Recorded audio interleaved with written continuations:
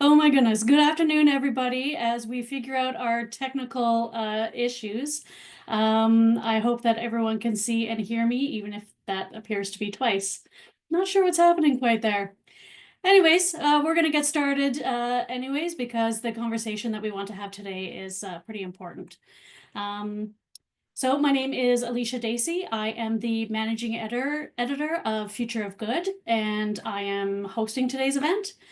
I am actually based in Winnipeg, so I am in Treaty 1 territory, the traditional territory of the Anishinaabe, Cree, Oji Cree, Dakota, and Dene peoples, and the national homeland of the Red River Métis.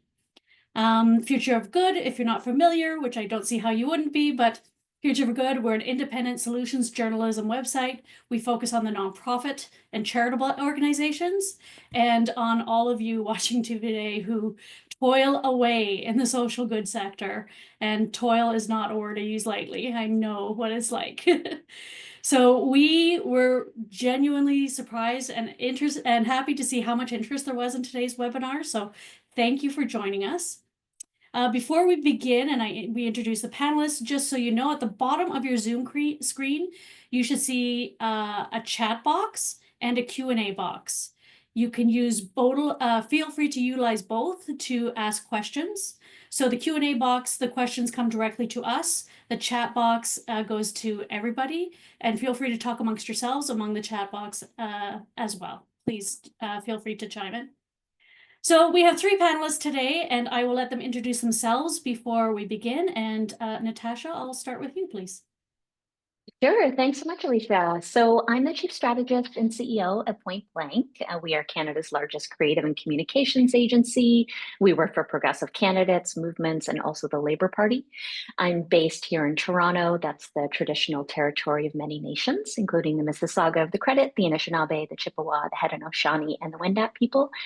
And Elisha, thank you. And thank you to everyone else for joining. I'm actually really glad to join this conversation because I spent 2016 to 2020 in the US, focused on the fight back against rising conservatism there, actually thinking I'd be able to return my attention to the regressive forces here at home. Unfortunately, not the case. Now we will do both. But while in the US, I did work on Elizabeth Warren's presidential campaign, and we were the first to draft an essential worker Bill of Rights. And I also worked with the Sunrise Movement on an interesting approach to climate via the Green New Deal. So thanks for having me. Thank you so much for being here, Natasha. Shanaaz, can I ask you to go next, please? Hello, everyone. Thank you, Elisha, for making space for this really important conversation. My name is Shanaaz Gokool. I use she, her pronouns. I'm calling in from Toronto, as Natasha is today. I am the executive director of Leadnow, and my background is really as a human rights activist and now executive for about the last 10 years. Leadnow is one of the country's largest progressive organizations. We have hundreds of thousands of supporters across the country. We work on a lot of different issues and are really honing in the coming years around climate, economic fairness, corporate profiteering, or just taxing corporations fairly. And a big part of our work historically for the organization has been around elections. And so we are planning our strategies going forward for the next Canadian federal election. And this conversation, of course, has so many implications for our country, for all of you, and for the upcoming election at hand. So really appreciate the space. Thank you so much, Shanaaz. And John, last but not least. Hi, everyone. I'm John Cameron. I use he, him pronouns. I'm calling in from Chipuktuk, also known as Halifax, in the unceded territory of the Mi'kmaq people. I'm a professor of international development studies at Dalhousie University. And I think the reason I'm on the panel is my research focuses on public policy engagement by nonprofits and charities. So my angle on these issues is how advocacy and public policy engagement will be affected by both the Trump and likely future conservative government in Canada. Thank you, John. So before we begin, let's just kind of take a breath. So A Trump victory in the US, of course, like we've said, comes with implications for Canada's social purpose sector, and there are potential ramifications for immigration, reproductive rights, refugees, the LGBTQ plus community, climate action, affordability, so much more. But to me, broadly, it also challenges Canadians' notion of progress. I think for the past 2 centuries, the progressive view has been that we are constantly making steps towards a more just and equitable society. But when the largest economy in the world re-elects Donald Trump, how much is that view challenged as Canadians? So I'm asking all three of you, and this is really hard to do, can you succinctly describe what a Trump victory means for Canada's social purpose sector? Who wants to begin, Shanaaz? I'll just jump in there, and just really sending out a lot of good vibes for the grief that people are experiencing and have been experiencing, but in particular over the last week, and understanding what has, can best be described as a devastating result for not just folks in the US and Canada, and actually for the rest of the world. And we already had a hard task in the progressive movement to try to move forward. As you've mentioned, Elisha, progress going forward, incorporating all sorts of things that have been learned over the last 20 plus years. Our work just got a lot harder. It just got a lot harder, and it got a lot more complex. I was on a call yesterday. Leadnow, as a progressive movement, is part of an international organization called Open, the Online Progressive Engagement Network. We were on a call with our sister orgs from the US, from Mexico, from Brazil, from Switzerland, and other countries in Europe, just all trying to grapple with what is happening. And there is a lot of collective grief. And in those moments, and I think for a lot of the folks listening on this call, we are going to find our solidarity and our resilience in community. And so that gives me some hope. John, do you agree with Shanaaz? Have things just become harder, do you think, for the progressive community? Yeah, I mean, I think trying to think through the main implications in the context of your question, my main concern is the way that what I would call regressive social forces will feel emboldened by this, by the Trump victory on both sides of the border and around the world. So attacks on both verbal and probably physical attacks on people who represent progressive social causes are likely to become more common, and I think certainly a bigger risk factor. Moving from that context, my biggest fear is about the chill effect that this may have on Canadian organizations. It'll become more dangerous to speak out, and in many instances, the safest, most risk-averse strategy may be to stay silent or stay quiet in some instances. There's already a strong tendency to do that within, I wouldn't say necessarily the social purpose sector, but certainly the nonprofit and charitable sectors. Silence is often the easiest strategy. And so I really worry that as things become more difficult, there are many qualified, capable organizations that have a lot of experience on the ground that won't say anything. And so I guess the follow-up to that is on Shanaaz's point, is to try and maintain solidarity and to resist that fear to go silent. Natasha, you're on mute. There we go. I think Shanaaz and John are bang on. And in the spirit of solidarity and resisting fear, I think we're in a moment of hard truths. And so I try and think of things in the context of hard truths too. For me, a hard truth is progress is going to be incremental now. We have to name it. We have to accept it. Every tiny step forward is going to be a measure of progress, and we're going to be moving in smaller increments. And the second thing is, I really think we need to redefine what we mean by cause or issue. And by that, I mean, if we unpack the why behind the Trump victory, people are really struggling. Their basic needs are not being met. It is time to bring back Maslow's pyramid here around this conversation, because unless you establish security and safety, like those basic physical and psychological needs, we cannot strive for belonging or even love or benevolence or care for other people. I think we sometimes make the mistake of assuming we are all voting on a social contract or what's best for the collective. Unfortunately, that's not at all true. You know, and a proof point here in Canada is the number of people who on paper support public education or LGBTQ rights, or they say keeping healthcare public is a really good idea.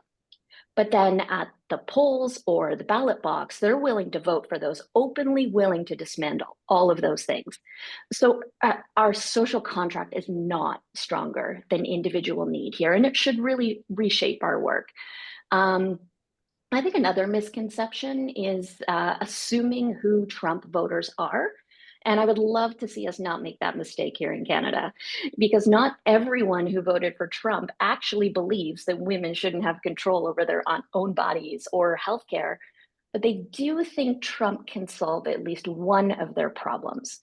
And in this election, that problem was overwhelmingly the economy and class struggle and pocketbook problems. 81% of Republicans voted on that issue alone. So for me, a key takeaway here is economic anxiety supersedes other concerns to an increasing degree. And so if we are working in social impact space, we need to recognize that we're just in a competition of cares. We can't strive for moral perfection or purity. We're looking for those incremental wins on the day-to-day issues that people really care about. And we need to name the growing class divide as a key driver there, and intersectionality that includes class as a solution there. And to the second point about expanding our idea of cause, unfortunately, we are now going to be campaigning, not just on climate and not just on the things we're already fighting on, like queer and trans rights. We're going to be campaigning on the things we used to assume were guarantees and part of our social contracts, like healthcare, education, retirement security, and social safety.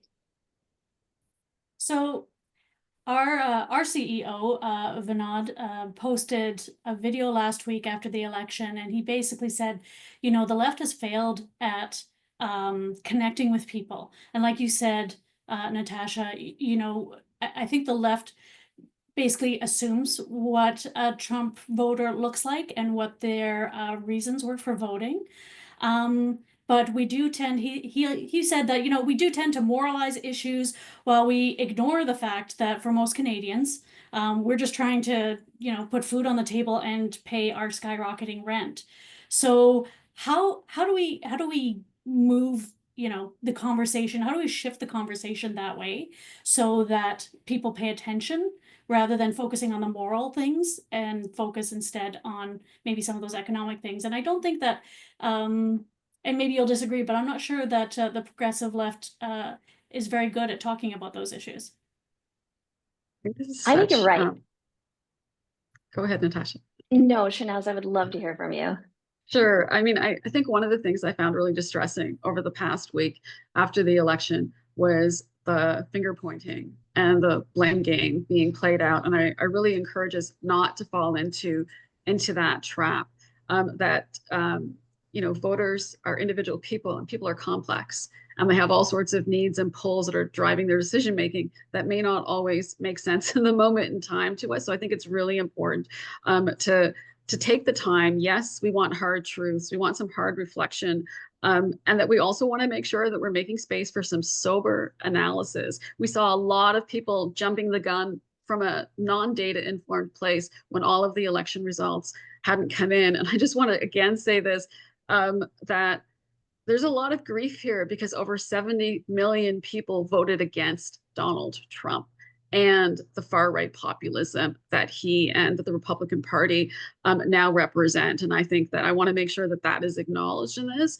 And I think there are some real hard questions that we want to unpack around the economic, political, social underpinnings of our neoliberalism that somehow allows folks to think that addressing Maslow's hierarchy of needs, making sure that you're going to have groceries on the table and you can feed your family and have a roof over your forehead is going to be better solved by a class of billionaires who have a corrosive, deceptive, and exploitive role in how we think about folks just trying to like live their lives. And so there is some real disconnect, especially when you look at some of the influences and folks coming into the Trump administration. These are not a lot of folks from working class backgrounds. These are folks like Elon Musk, who's one of the like wealthiest people on the planet. So there is a real disconnect. And I was reminded in a call last week with Hassan and the good folks from the Migrant Rights Network who've been advocating, for a long time, for years, that, what we have to do is stop blaming and scapegoating migrants, immigrants, Black and racialized folks for our affordability problems that we have today. And instead, we have to present an affordability and economic package with solutions that incorporates the vibrancy, the richness, the economic power that comes from migrant communities into our country. And that the failure of the crisis that we're living in is not a failure that we can blame on anyone except for corporate greed and government failure. These are the two groups that are at the root, I think, of the problems that we're experiencing. And so when I go back to the thing I just said earlier, we really have to refrain from pointing fingers or this group didn't do enough or that group didn't do enough. That is the classic divide and conquer. We really need to look at where the power is and then how we take that power and take it back because it belongs to the people and reinvest it into the people and the work that's going to make a difference going forward. So sorry, go ahead, Natasha. We're singing from the same song, Shanaaz. I really appreciate your perspective. The data simply does not support that any one particular issue or policy or lack of position on either swayed this election. Whether it is Michigan or anywhere else, it is far more likely that economic fear and hardship was a stronger driver. And we really need to stop scapegoating ethnic communities or speculating about their vote intention, because this campaign wasn't even close across all ages, genders, ethnicities, incomes. All of those folks willingly chose Trump, and there were only two exceptions to that. Black women, 91% of whom voted for the Democrats, and LGBTQ voters, 86% of whom voted for the Democrats. And I think there's a real conversation to be had here about who Trump is or who the Republican Party has become, and in parallel, who Poilievre is and who the Conservative Party has become. Because it is true that Trump is a fascist, a racist, a misogynist, and a bunch of other ifs, but his supporters are not. And continually telling Americans or Canadians that they're wrong, they're stupid, they're part of the problem, it's costing us everything. We're vilifying people, we're vilifying voters for the choices they're making for themselves with the information they have in that moment, or maybe misinformation. But this is the quickest way to ensure that these people will not vote for you, by calling them stupid, by calling them fascist, by calling them misinformed. And so we look at this election, and to Shanaaz's point, popular vote, that's over 75.5 million Americans who voted for Trump. Are we just going to write them off and label them as fascists? We have 17 million voting eligible Canadians here in Canada. Are we going to call a majority of them fascists and misogynists and every other ist?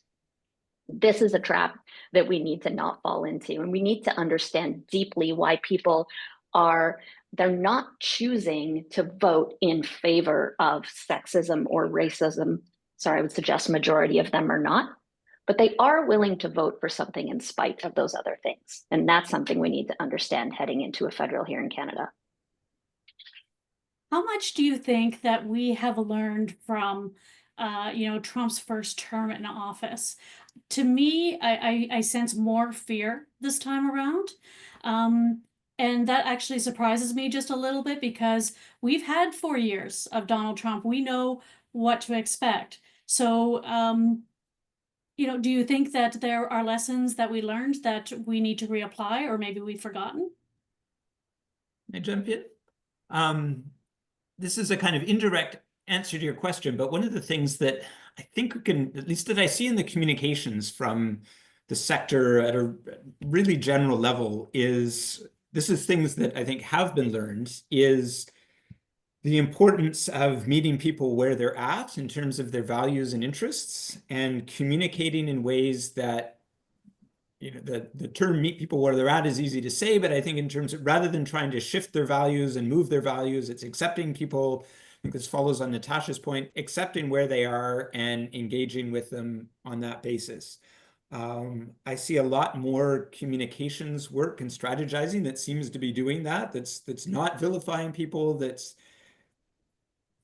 accepting their values and trying to find common ground based on common values that are shared across the political spectrum. So caring for your family, caring about your neighbors, caring about your health, things that can bring people together rather than divide them.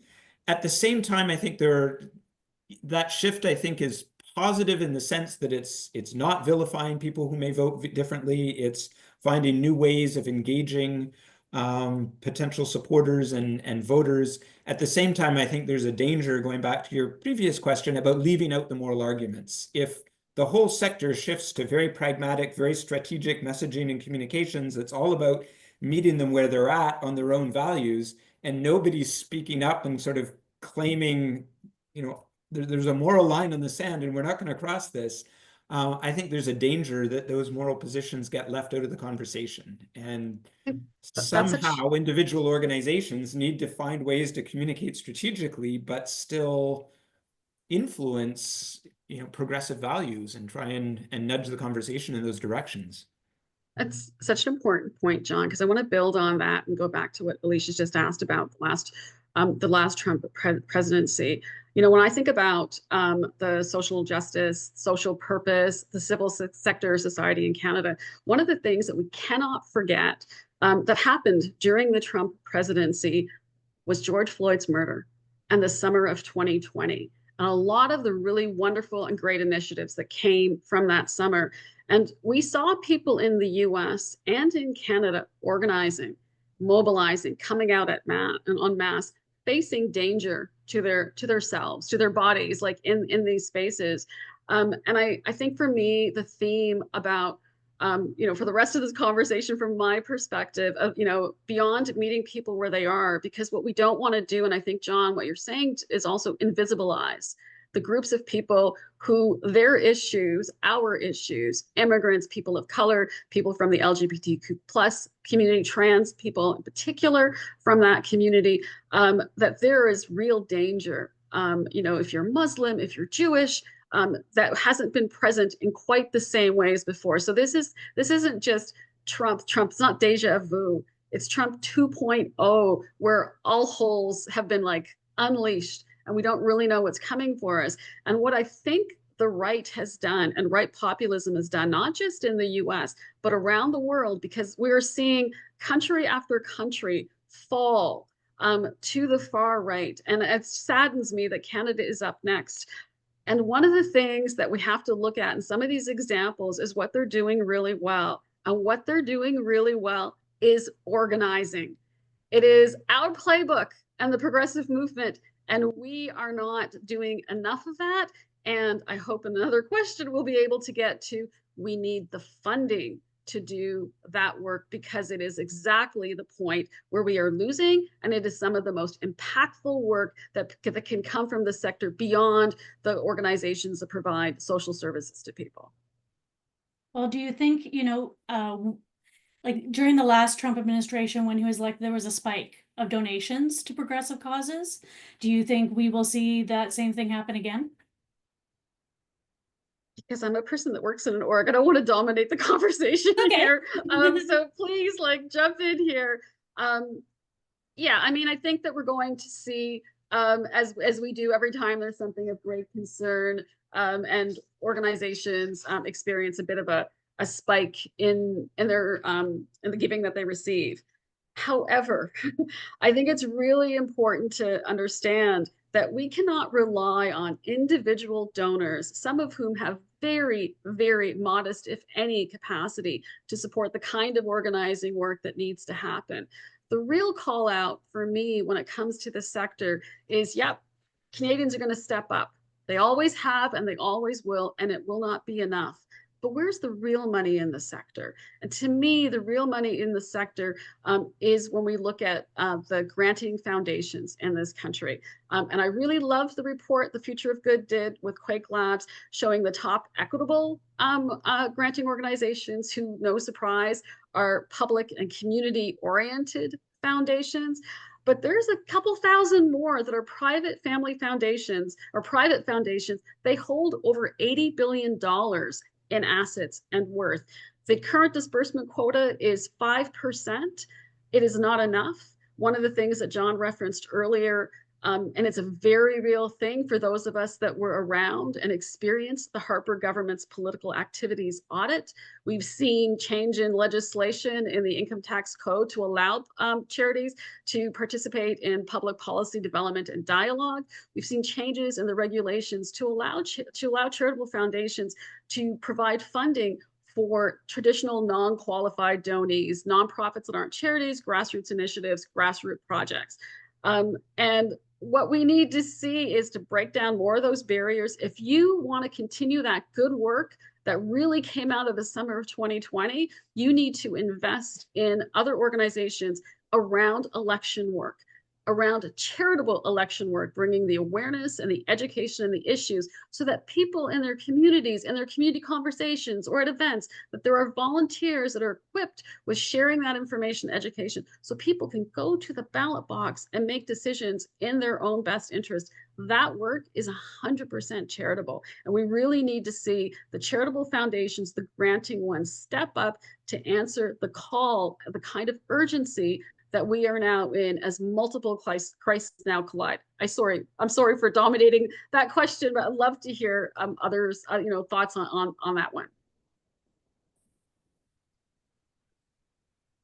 I think you're right, Shanaaz, and we studied this back at New Mode in 2020, when the confluence of the pandemic plus the opportunity to kick Trump out of the White House meant a spike in digital activity writ large. It was a spike in donations, and it was a spike in digital advocacy actions. The single largest spike, Shanaaz, was actually around the murder of George Floyd. And the why here is that we had given people a channel and an opportunity and something to do to push their rage into something that they felt would be meaningful. It was the first time we had asked in any number of years for the large number of advocacy actions across climate, across racial justice, across a bunch of other issues. It was almost exclusively the first time people said, if you want to donate, you can do that very quickly now by text message, and here's how urgent it is. It is upon all of us to ask, to let folks know that there are appropriate vehicles for their time, their talent, their money, their energy, their care. And as someone who runs the Alberta NDP email fundraising program, I can say that the statistically significant correlation between dollars raised and not dollars raised, the number one driver is the number of times we ask, the number of emails and the number of text messages that we send. So, we all have thoughts about volume and optimization and competition of cares, but I think what it means here is that we can be very thoughtful and say, this is where your time can be put to good use. This is where, if you have it, your money can be put to good use, and to not be afraid to give people something to do because they're genuinely waiting and wondering and what to do with all of this anger and rage that they're sitting with. We have a question from the audience. And this person's asking, I would love to hear a discussion on how community organizations can break down those barriers to funding, because oftentimes private foundations are invite only. In fact, when we did our top 50 equitable funders ranking, we found that nearly half of our foundations didn't even have a website. So how do you break down those barriers as a group when you can't even send someone an email? Whew, it's a tough nut to crack. I mean, Leadnow is a people-powered movement. We are a nonprofit. We do advocacy. We engage in political advocacy. It is the core of the work that we do. We're not a charity, and it's hard. I think that like when I thought about coming on this panel, that my hope is that there are going to be funders who are on this, in this discussion, listening and hearing that you are not accessible. You are not equitable in your inaccessibility. You are missing the most impactful work that can be done in this country, especially now, especially now. So please put out some information, put up a website, connect with other funders, community foundations that know who those community organizations are to direct you. And I think the other thing I really want to say to funders is we really need to think strategically from a cross-issue perspective. If you fund environmental work, then you have to fund economy, because you're not going to get the environmental agenda you want if you're not meeting people and the affordability issues. If you care about women's issues and misogyny, you have to fund democracy work. You're not going to again get those issues if you're not funding democracy work. So I think what we're really looking at here is folks really expanding their accessibility, the opportunities, but also thinking strategically. If you want to move something on the agenda, then you have to think where those levers are. And those are levers that you may not have traditionally employed or worked with. And a lot of organizations, Leadnow, 350.org, Council of Canadians, we're all sort of in that space. And we've been in the last couple of years really realizing that climate alone is not going to be the number one issue. We know that. And so I think follow the lead of the orgs that have been doing this work, and think more broadly, think big, because this is a real opportunity to try to stave off some real disasters that could be coming our way. So I know when we had talked just before we began the webinar, Shanaaz, John, you had both talked about wanting to talk maybe a little bit about being around during the Stephen Harper administration. It's been almost 10 years since we've had a conservative government, and it's looking likely that we will have a conservative government in 2025. Could be wrong, but we'll find out. So I'd like to know, how do nonprofit organizations, how do charities, how do funders, kind of brace for this kind of change?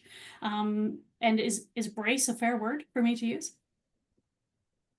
Yeah, if I can jump in, just to follow up on our conversation earlier, you were asking about lessons from Trump 1.0. I think it's this question about going back and thinking about lessons from the previous Harper government is also really important and perhaps even more relevant. And I think key takeaway for me was just how easy it was to create a chill effect in Canada. I mean, I've been in a number of conversations with civil society activists from around the world and talk about an enabling environment for civil society, where they're talking about human rights defenders routinely being killed and kind of extreme repression of civil society. But it's amazing in Canada how little it took to silence a lot of organizations. Just the fear of being audited by the CRA was enough to, I mean, even if there was no audit, the fear of being audited, the fear of a funding cut, even a partial funding cut, the fear of, just those minor fears were enough to shut down whole sectors from speaking out. So, if there's a lesson to learn going into the next government, it's to be ready for that, to know that chill effect is likely to set in very quickly. I think it already has. I mean, we already see organizations that are not willing to speak out against things that conservative politicians say because they expect they're going to get elected, and then they don't want to have enemies in government. So knowing that that's coming, I think this issue is to be prepared for it and to resist. Again, it comes back to resisting that fear. I think the other issue is the way that the different sectors are divided. Those that were willing and able to engage with the previous conservative government and those that would not. And then, the divisions within social service sectors and progressive sectors, so that rather than working in solidarity, they're divided. So resisting the fear, resisting the divisions. Yeah, I remember these days very well. I'll just share that in 2015, I was at Dying with Dignity Canada. And while many charities received revocation notices, we were the first to go public in January of 2015, 3 weeks before the Supreme Court came down with their landmark ruling on assisted dying. We made a decision not to fight the CRA because we were told we were going to lose. And I reapplied for charitable status, and we received it in 2018 as a human rights organization. The chill, even to just when we received the revocation notice, what with like there was a real push to not tell anybody publicly. To be clear, we were not revoked. We were annulled. It's like we went to Vegas with the CRA for 32 years and got married, but we really didn't. Oops, our bad. But the chill for so many in the sector was palatable. And in fact, when the Liberal government did a public consultation on changing the rules of the income tax code, I was so worried about like putting our organization in the spotlight that we met with some of the panelists outside of the sort of the public channels to express our concern. And so I think like a lot of good environmental defense, Amnesty International, Oxfam, and like all props go out to Canada Without Poverty and Lalana Farhani, who led that court challenge that eventually, I think, encouraged the government to change the income tax codes. It is very easy for you to get on the government's, the CRA's radar. And the crippling effect on organizations, especially small ones, for the kinds of legal resources that you need, it's just out of touch. And so there's a real reason why orgs that were smaller were silent. They had lots of good reason. And I think we should be really concerned, which again is why we need to fund that organizing work now and not wait to try to deal with the fallout after. Because if we're going to get a 2.0 of the conservative majority in our country, we can expect that organizations and civil society that speak up and challenge some of the far right populist policies that will be coming our way will very likely also be targeted in a similar and yet not similar place that when we were with the Harper government. Natasha? Yeah, to inoculate against this chill, I would suggest that it's a really good time for organizations to figure out who your people are and to be growing those communities of support. You know, it's one thing to reconcile what we're going to say in public domain. And I really appreciated John's point about people already being unwilling to challenge the next government that they think is coming to keep relations good. And so when we're already unwilling to do that, we've lost the power of strength. We've lost the power of our voice. And the only way to reclaim that is to have a large community of people behind us. The good organizing work that Shanaaz is talking about. Everyone should fund Leadnow and others doing this very good organizing work, because I consider this to be runway. Like, we're not even in the thick of it yet. So what can we do to build that organizing capacity? Asking yourself simple questions. You know, who are your people? How many people can you contact right now? How many people do you have on your email list? How many people do you have, you know, on your text list? How many people could you invite or get to turn out to a meeting? Because it is different from what you say in public domain. That's different from your advocacy work challenging the government.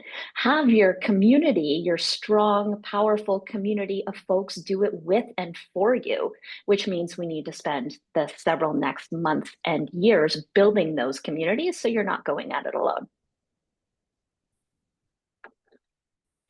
How much do you think, I mean, the nonprofit sector has, and the volunteer sector has really been challenging the government to basically have a home in government for nonprofits, for volunteers, so that there is a federal,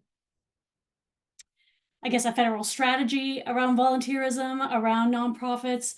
And that was sort of hinted at this year's budget.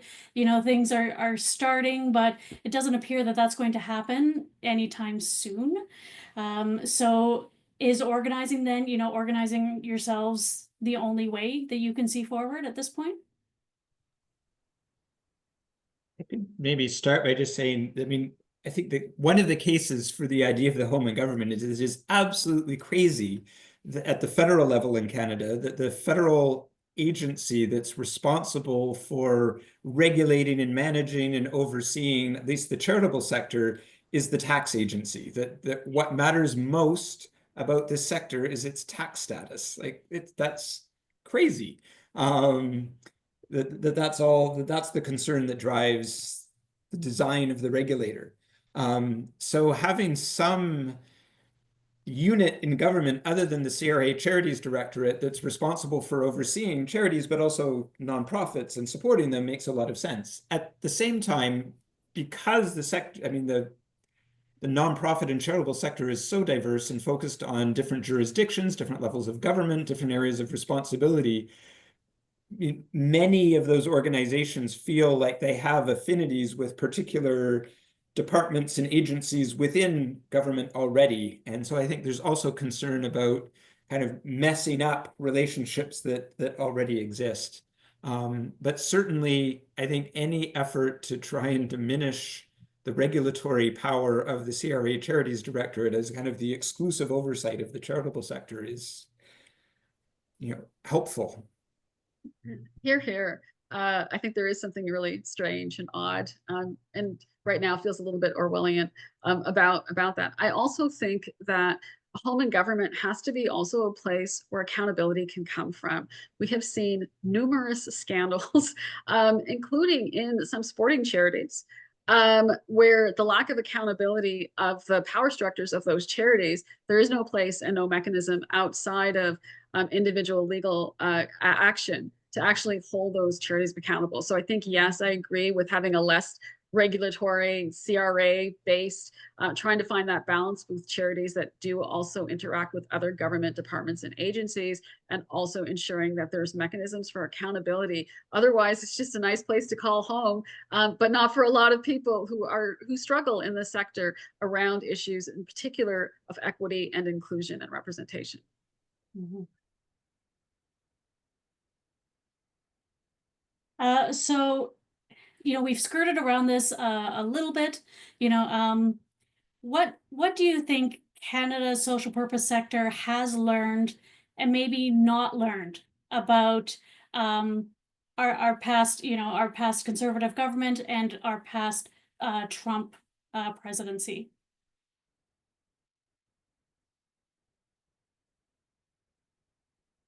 Oh, I've asked a hard question now. Nobody wants to answer. Natasha?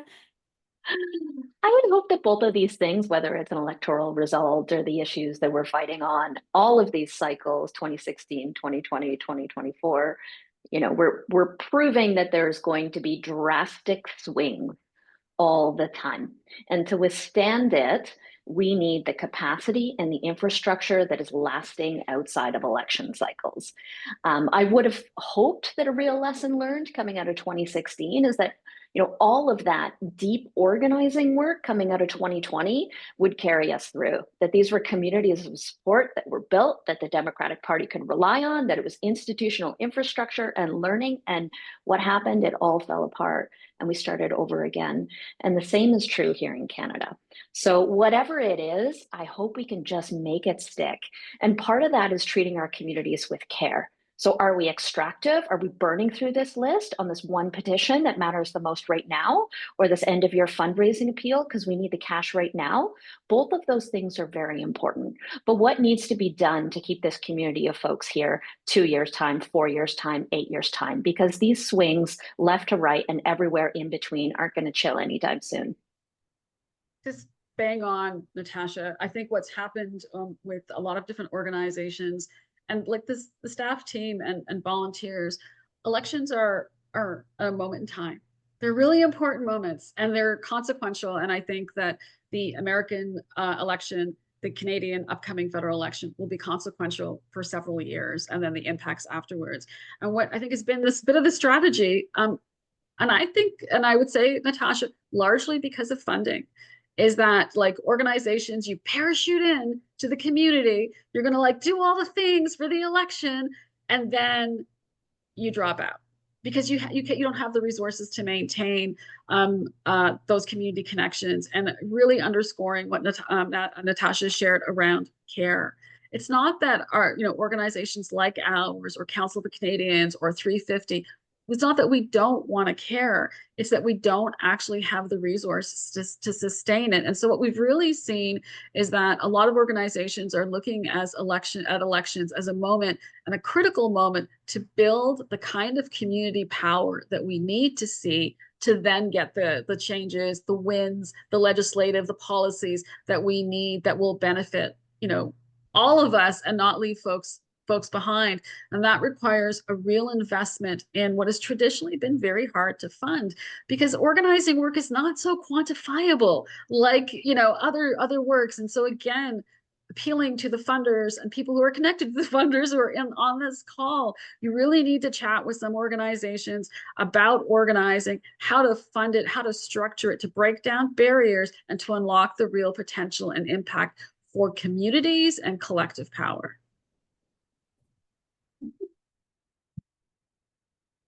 Organizing organizations that come in and then leave are very much like my cat. So my apologies for the cat cameo. She hears us all talking. So as we move forward over the next 12 months, as you say, the election is a moment in time, it's at a point in time, but do you have advice for the folks who are on this call, as leaders? How do you support your teams? How do you support your communities as we kind of navigate over this next year and deal with the implications and the fallout of what's happening, and then that rising conservatism in the future?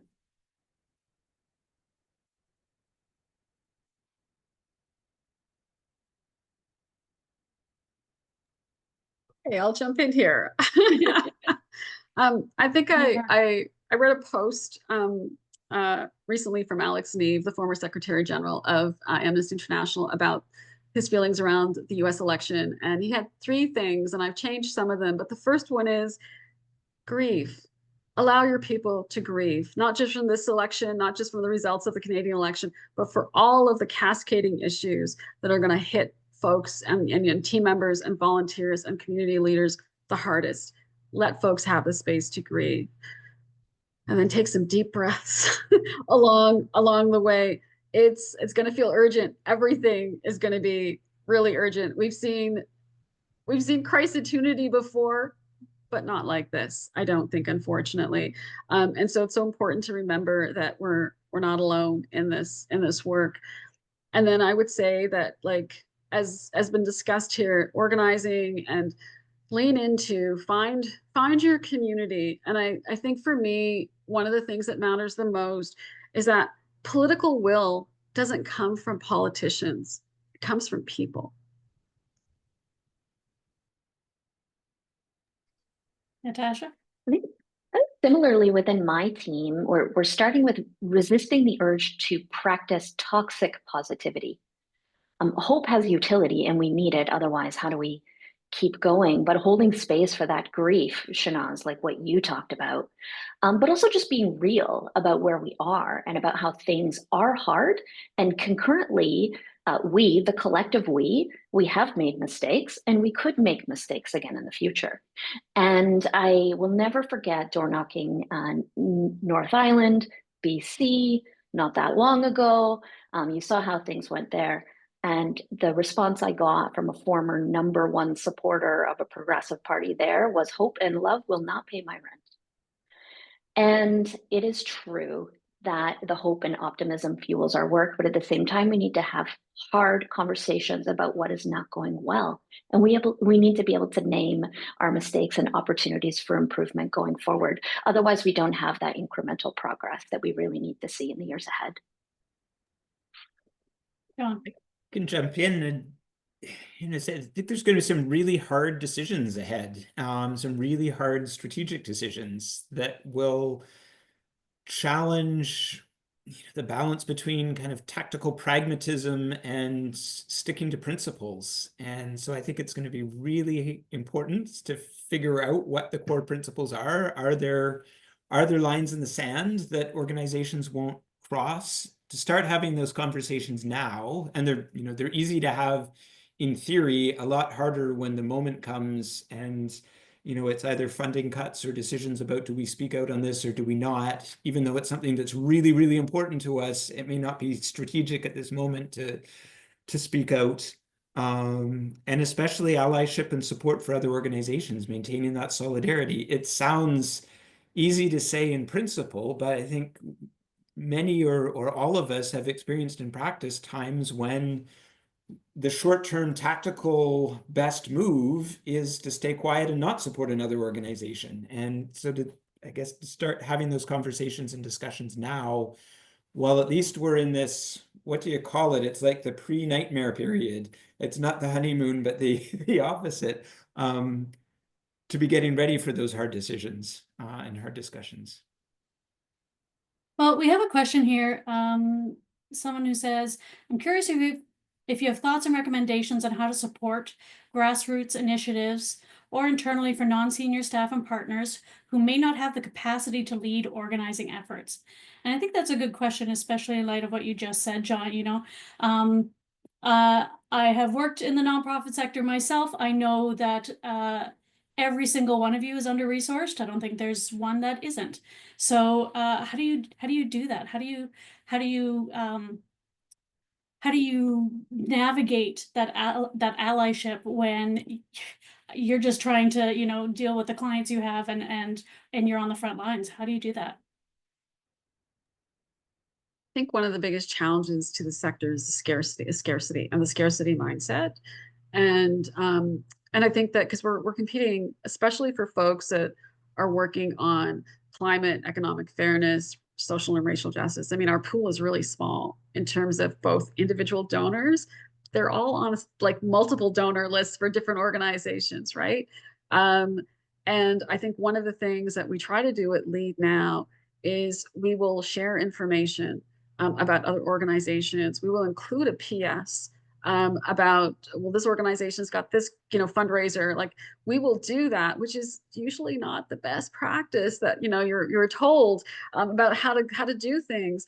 But I think that that's like one of those moments where we're really all going to be at at this point and figuring out what does real allyship mean. And sometimes that means sharing information about actions, about fundraising opportunities that maybe the supporters on your list need a little bit of help to get there, that they may not be naturally aligned to either that issue, that cause, and they need some help. And so I think like wherever you can, bridging some of the educational pieces, and then really like sharing people's fundraising efforts. I think it's such an important thing to do at this time, as hard. And I know, because I'm in this place as an ED, and I've been in this place as in other executive roles. And yet I think it is the essence of what caring means in a crisis. It really does mean sharing. So we're coming up at 5 minutes to the hour. Really quickly, you three final thoughts before we say goodbye for the day. John, I'll put you on the spot first. You're on mute, my friend. You'd think I would have learned that by now. I want to try and end, with a little bit more hope. And I'm thinking of Obama's, he would regularly cite the quotation that the arc of history is towards justice. But I think it's also really important to remember that history is never a straight line. So even though things look dark, it looks like we're going backwards. It's not a permanent backwards movement. That line through history has always been really, really messy with steps forward and steps backward. Sometimes it's one step forward, 3 steps back before there's another step forward again. But I think we can, it's important not to cave into short-term thinking where everything looks really, really terrible and we forget, about the possibilities for longer term change. And so maybe we need to shift our hopes towards a slightly longer term perspective and away from the short term. But I think there's still lots of reasons to be hopeful for the future. Natasha. I'm going to borrow a page from the great Stacey Abrams on this one. And she said, everyone's talking about, we got to organize, we got to go organize. She said, look around. Other people are doing this work. These people are organizing. Join them, help them. And I think to the last question, being able to recognize the difference between leading and supporting, it's challenging because we're all leaders in our communities and in our organizations, but sometimes people are already doing this really good work and they need our help. And so knowing the difference of being able to show up, whatever it is, I will pick up the phone, I will knock on a door, I will write you a check, you tell me what you need to do, you tell me what needs to be done, and not assuming that we need to lead all of those initiatives ourselves. Nice. Tough acts to follow here, and finding sort of like the hope and like the possibilities. We're not going anywhere. We're going to be here. This sector is here for the long game. So we will be here tomorrow. We'll be here next year. We will be here in 25 years, continuing to advocate for the most vulnerable amongst us so that everyone gets caught in the real progressive wins that really can happen with collective, community-based power. And I just want to thank you, Elisha, and your team at Future of Good, John and Natasha, for a really wonderful conversation. And of course, all the folks that are listening in. I really do hope you take back some of the messages that we've shared to the powers that be to help us all continue to move things forward. Thank you so much. Thank you, Shanaaz. And let me also extend my thanks, John, Natasha, and everyone who has watched and asked a question or not asked a question, but I hope today made you think. I hope today did leave you feeling a little bit better and a little bit more hopeful, and understanding that no matter what happens, we are all in this together. So thank you, folks, for your time. This is your time now to stand up, take a break, stretch, and I hope that the rest of your afternoon goes very pleasantly. Thank you.